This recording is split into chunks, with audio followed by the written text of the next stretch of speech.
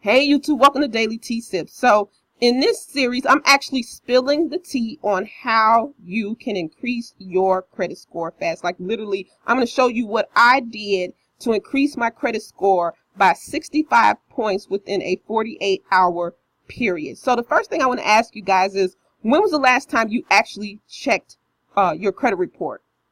Now, I know you guys know that you can actually request a free credit report once a year. You can actually go to freecreditreport.com and they will give you a free credit report from, you can go for Experian, Equifax, and Transunion. So I wanted to discuss with you guys the 6 areas that actually affect your credit score based on importance. A lot of people, and most people, don't even talk about this first thing, which is surprising to me. And I wish, back in high school and college, I had known about this, because it would have saved me so much headache. The first thing is credit card utilization. And some people may be asking, well, what is credit card utilization? Well, credit card utilization is your credit limits versus how much of your credit limits you're actually using. And to keep your utilization under 30%, if you have a credit card limits in the total of $1,500, for example, you don't want to spend more than $450 per month combined.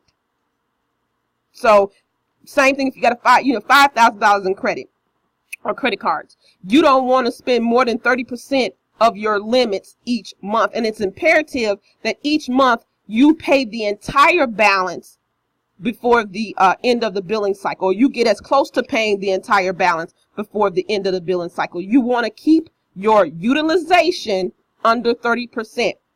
Credit card utilization, the higher it is, adversely impacts your credit score because it makes up 30% of your score.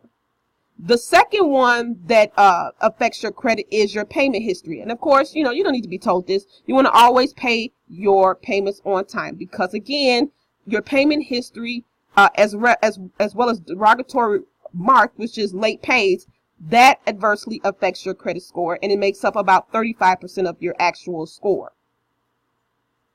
The age of your credit. Of course, you want to have an aged credit. That means you've had credit for a number of years, at least 7. That affects your credit score. It's about 15% of your actual score. The total amount of accounts you have also affects your score. Between 10 and 20, and we're going to talk about that in another video. But the total amount of accounts you have is a low impact. That impacts your score about 10%. And then actual credit inquiries. So if you go out and you're shopping for a car, or you're getting additional credit cards, loans, etc. Those inquiries, you want to keep those from 0 to 2. Again, that low impacts, but the more inquiries you have on your account, the more it affects your credit score.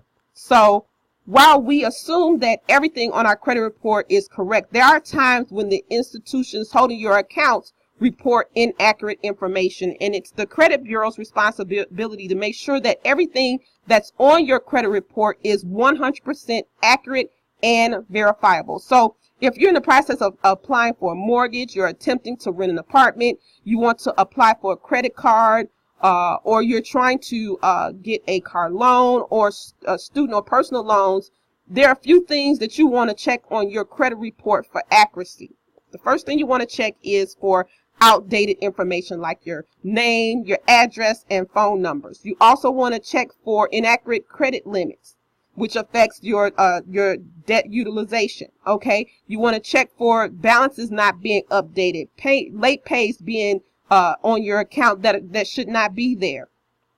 You want to also check for installment loan details being reported multiple times. Now, in this series, I'm going to share with you exactly what I did to increase my score in 48 hours. I'm going to share with you tips you can do on your own, depending on your credit situation, that may help you improve your credit score. Now, don't worry if you need help, because again, depending on your situation, this may be a tedious task and you may need some help. I'm going to share with you some resources that will be able to help you get your credit score above 700. Now, I'll show you how to get the negative information off your account, your credit file, like judgments, bankruptcies, collection items, medical, utility items, repos, even child support stuff, plus more. You can get that removed from your credit report. Yes, you can.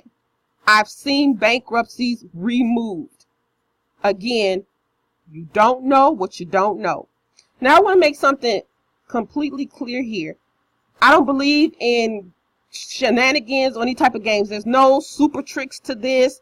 Everything we're going to be doing and what I'm going to be sharing with you is above board. Now, again, if you want to know how my credit score jumped 65 points in 48 hours, I'm going to give you that in either video 3 or video 4. It's completely easy, and I'm going to show you exactly what I did.